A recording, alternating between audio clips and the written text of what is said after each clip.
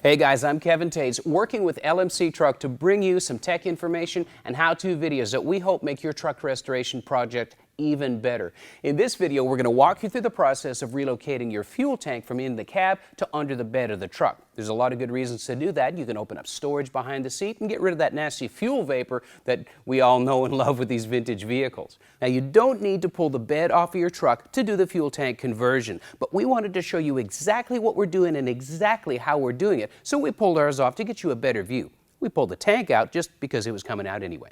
Now, in pulling our tank out from behind the seat, we found out that it had a leak in one of the seams. So it puts an exclamation point on the good reasons that there are to pull the fuel tank out from in the cab. And this thing's leaking all over the floor. We're going to get it out of here.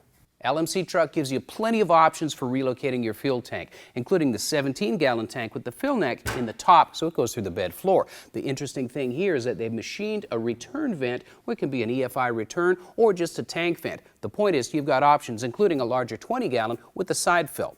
If your fuel tank won't fit in between the frame rails, they offer a strap kit as well as anti-rattle and anti-squeak components so your tank doesn't jiggle and rattle and squeak going down the road. Fuel delivery, well, you need a sending unit. These will match your factory gauges and give you options for connectivity. If you need a fuel cap, again, there's more options, including this keyed one that gives you more security. Now, you're probably not going to use everything we've got laid out on the table here, but it's nice to know that a company like LMC Truck has got all the pieces and parts that you're ever going to need, regardless of the direction that you go with your project. Our spare tire occupies the same real estate as the tank does, so it's out of here. The tire carrier came out easy once we cut the frozen and rusted mounts off. That's kind of to be expected with a vehicle this old. This cross member goes away to make room for the fuel tank, and it was riveted in. We cut the rivets off, and it was fairly simple. None of this project is really that complicated, and it's all for the most part bolt-in. But I'm going to give it a 4 out of 5 just because we're dealing with so many different components and systems all at once. For tools, you're going to need basic hand tools, maybe some pneumatic or electric cutoff tools, but it's not that complicated. Just make sure that you got a good full toolbox, or you know a buddy that does.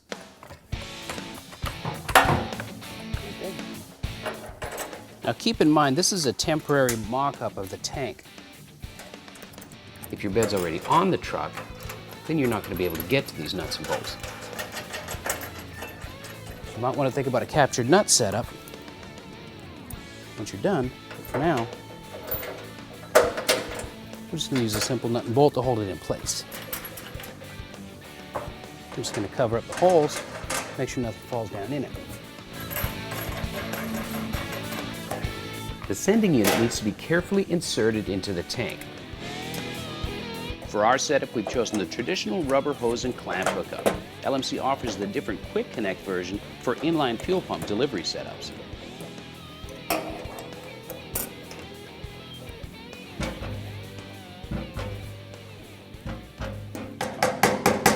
Now, it's really important to have all 3 tabs underneath so you've got an even clamp load on your rubber gasket. But you'll know if you do, more importantly, you'll know if you don't.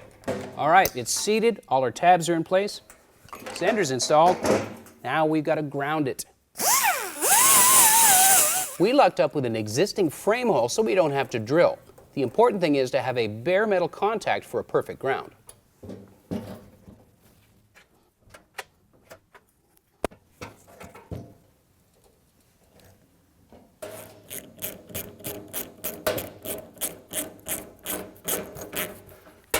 Now we've got something to pour fuel into when it comes time to start the truck. Nice. Just make a jumper wire to the original fuel sender. That way our in-dash gauge is going to work. Now the only other thing that happens back here is to run the fuel feed line to the sending unit and the vent to the vent bung. Everything else happens under the hood.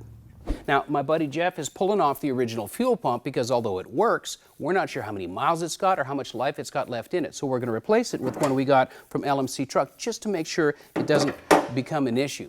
The old fuel pump comes off with SAE hand tools, and we got lucky because the gasket came off stuck to the pump. Now, all the rubber lines are getting replaced, but this steel line that goes from the pump to the fuel feed is getting reused. The rest of it, well, it's pretty straightforward. It's just swapping out the pumps.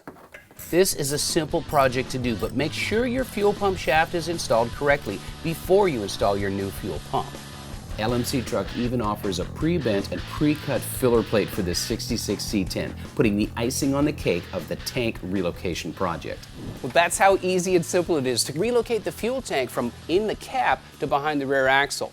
Don't forget to go through the LMC truck catalogs or go to lmctruck.com for more ideas on how to make your truck project even better. For now, I'm Kevin Tetz. Thanks for watching.